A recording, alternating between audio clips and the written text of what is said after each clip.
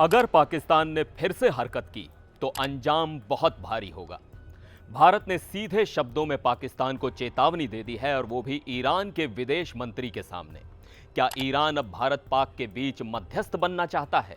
क्या पाकिस्तान की जमीन पर भारत की ऑपरेशन सिंदूर स्ट्राइक ने नया भूचाल ला दिया है?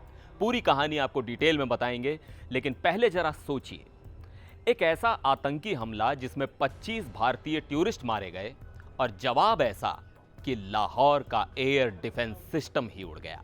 नमस्कार, मैं हूं सिद्धार्थ प्रकाश। 7 मई को भारत ने ऑपरेशन सिंदूर चलाया।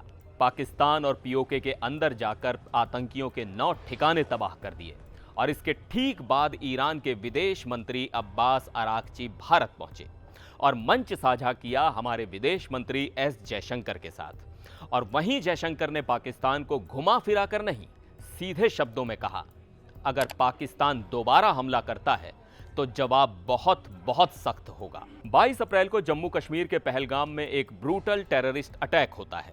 26 टूरिस्ट मारे जाते हैं, जिनमें 25 भारतीय और एक विदेशी नागरिक था।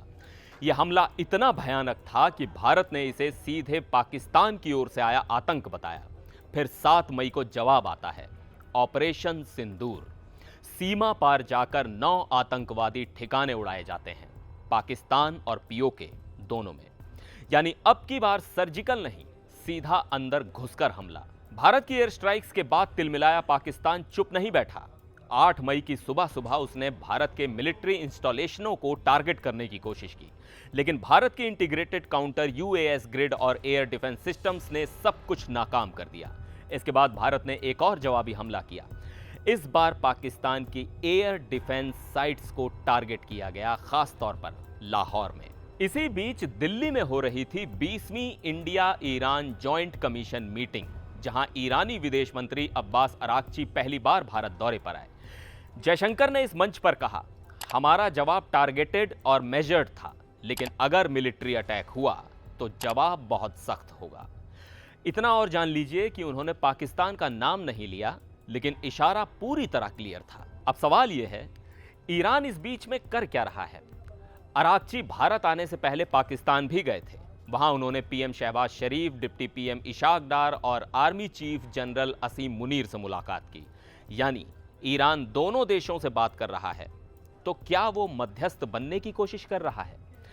क्योंकि ईरानी विदेश मंत्री ने कहा, आपके पड़ोसी और पार्टनर होने के नाते हमें हालात की सही जानकारी होनी चाहिए। भारत और ईरान के बीच कई मामलों में प्रगति हुई है, खासकर ट्रेड और एनर्जी सेक्टर में। अक्टूबर 2024 में कजान, रूस में ब्रिक्स समिट के दौरान पीएम मोदी और ईरानी राष्ट्रपति मसूद पेजेश्कियान की मुलाकात हुई थी और पहलगाम हमले के बाद ईरानी राष्ट्रपति ने पीएम मोदी से बात भी की थी। तो अब सवाल यह है, क्या भारत पाक के बीच कोई तीसरा देश आकर हालात को संभाल सकता है, या फिर अब भारत का फोकस सिर्फ और सिर्फ एक ही चीज पर है, जवाब, वो भी बिना रुकावट के?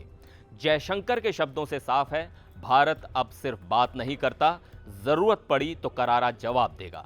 और दुनिया ये समझ रही है, ईरान भी। अगर आपको ये वीडियो जानकारी पूर्ण लगा हो तो लाइक और शेयर जरूर करें और कमेंट में बताइए, क्या भारत को ऐसे ऑपरेशंस और तेज करने चाहिए? मिलते हैं अगले वीडियो में, तब तक के लिए जय हिंद।